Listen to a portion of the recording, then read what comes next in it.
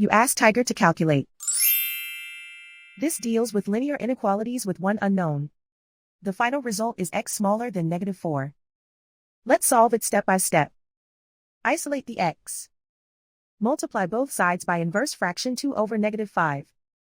Whenever you multiply or divide by a negative, reverse the inequality sign.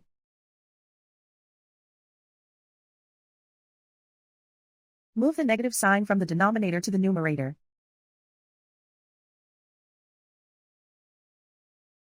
Group like terms.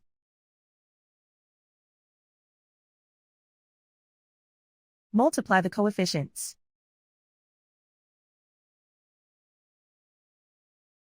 Simplify the arithmetic.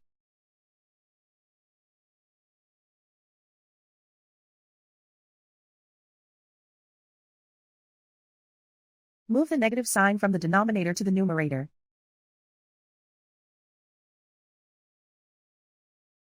Multiply the fractions.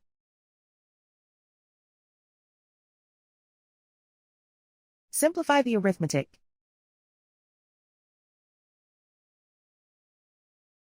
Plot the solution on a coordinate grid. And so the final result is x smaller than -4.